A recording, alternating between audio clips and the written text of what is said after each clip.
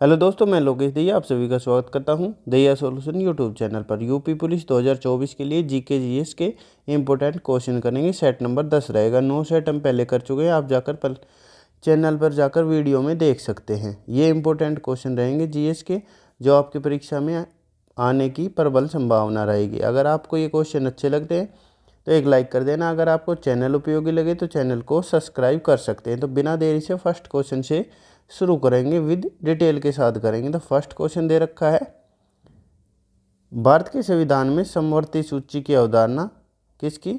समवर्ती सूची की अवधारणा डैश के संविधान से ली गई है। तो समवर्ती सूची किस देश के संविधान से ली गई है? ऑस्ट्रेलिया, जर्मनी, कनाडा या जापान से। अगर ज़्यादा परीक्षा में पंचवर्षीय योजना पूछा जाता है, क्या पूछा जाता है? जो पंचवर्षीय योजना है वो किस देश के संविधान से ली गई है? जो आजकल चर्चा में है ये क्वेश्चन, कौन सा? पंचवर्षीय योजना।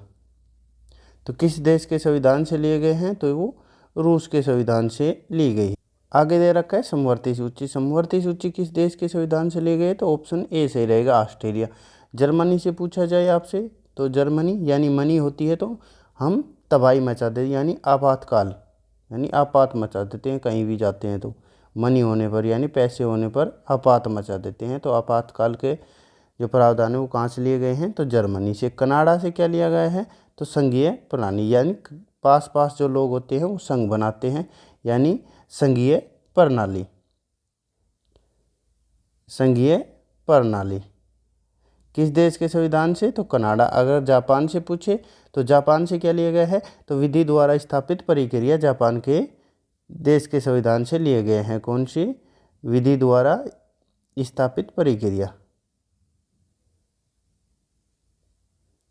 स्थापित प्रक्रिया। ये था हमारे फर्स्ट क्वेश्चन के बारे में। आगे बढ़ते हैं अगले क्वेश्चन पर।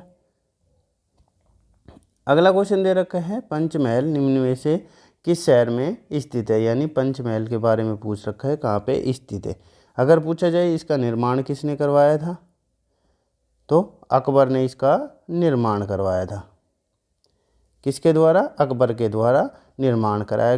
कब कराया गया? तो ये 1571 से लेकर 1585 के बीच कराया गया था। 1571 से लेकर 1585 के बीच कराया गया था। और ये किस शहर में स्थित है? दिल्ली, फतेहपुर सीकरी, जयपुर या अहमदाबाद में।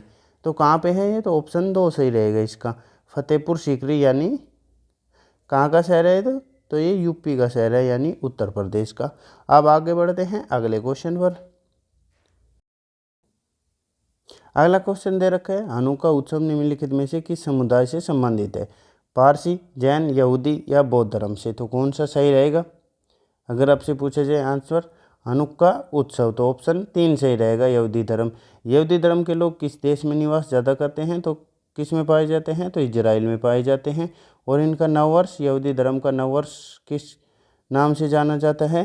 तो रोश हसाना के नाम से। क्या? रोश हसाना। और पूछा जाए पास ओवर, जो पास ओवर उत्सव है वो कहाँ पे मनाया जाता है? तो वो भी यहूदी धर्म के लोगों के द्वारा ही मनाया जाता है। कौन सा? पास ओवर उत्सव। आगे बढ़ते हैं अगले क्वेश्चन पर। अब अगला क्वेश्चन दे रखा है, 2011 की जनगणना के अनुसार भारत के किस राज्य की जनसंख्या सबसे कम है? यानी सबसे कम पूछ रखी है, सिक्किम, मिजोरम, अरुणाचल प्रदेश या गोवा की। अगर आपसे पूछा जाए कौन सा सही रहेगा? अगर 2011 की जो जनगणना है उसकी दशकीय वृद्धि दर पूछी जाए आपसे तो वो कितनी थी? तो कितनी थी? 17.7%, यानी 17.64 है। वैसे अगर वैसे पूछा जाए तो 17.7% है। और ये पूछ रखा है सबसे कम जनसंख्या किसकी है? तो ऑप्शन ए सही रहेगा, सिक्किम की। कितनी है? लगभग तो 6 लाख। दूसरे नंबर पर तो मिजोरम आता है, सेकंड सबसे कम। आगे बढ़ते हैं अगले क्वेश्चन पर। अब अगला क्वेश्चन दे रखा है, 2011 की जनगणना के अनुसार भारत में हिंदुओं की कुल जनसंख्या कितनी थी? यानी 2011 की जनगणना के अनुसार हिंदुओं की कुल जनसंख्या पूछ रखी है। 4 ऑप्शन दे रखे हैं। अगर प्रतिशत में पूछी जाए तो कितनी थी 2011 की जनगणना से? तो 79.8 8%। अगर जैन धर्म की पूछी जाए आपसे, तो जैन धर्म की कितनी जनसंख्या थी उस समय 2011 की जनगणना के अनुसार? तो 0.45 करोड़। अगर आपसे प्रतिशत में पूछा जाए तो 0.4% लगभग। अगर कुल जनसंख्या 2011 के कुल जनसंख्या पूछी जाए कितनी थी, तो 121.09 करोड़।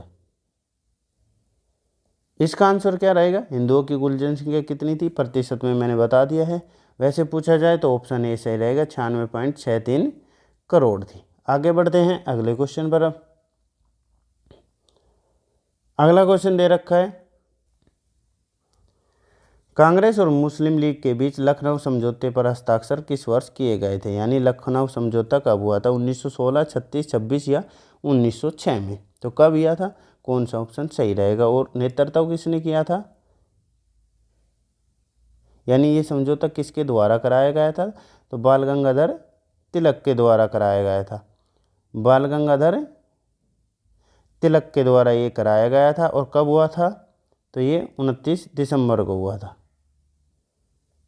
अगर वर्ष पूछा जाए तो ऑप्शन ए सही रहेगा, 1916 में कराया गया था। आगे बढ़ते हैं। अब अगला क्वेश्चन दे रखा है, अयोध्या के श्री राम मंदिर के मुख्य वास्तुकार कौन थे? जो बनाया गया है अभी, उसके वास्तुकार कौन थे? चित्रा विश्वनाथ, शशि प्रभु या राम सुतार या चंद्रकांत भाई सोमपुरा? तो कौन सा सही रहेगा? अगर पूछा जाए राम मंदिर कितने एकड़ ज़मीन में बना है, तो 2.7 एकड़ में बना हुआ है। और उद्घाटन पूछा जाए, उद्घाटन कब किया गया था? तो 22 जनवरी 2024 को। अगर पूछा जाए मंदिर का जो भूमि पूजन है वो कब किया गया? यानी मंदिर का भूमि पूजन है वो कब किया गया? तो 5 अगस्त को किया गया, 2020 यानी 2020 को किया गया था। और उद्घाटन कब किया गया? तो 22 जनवरी 2024 को किया गया। और कौन थे वास्तुकार?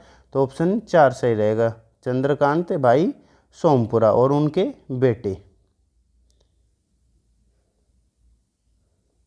उनके बेटे कौन थे? तो आशीष। कौन? आशीष। आगे बढ़ते हैं अगले क्वेश्चन पर। अब अगला क्वेश्चन दे रखा है, जिंदा पीर के नाम से किसे जाना जाता है? यानी जिंदा पीर के नाम से किसे जाना जाता है?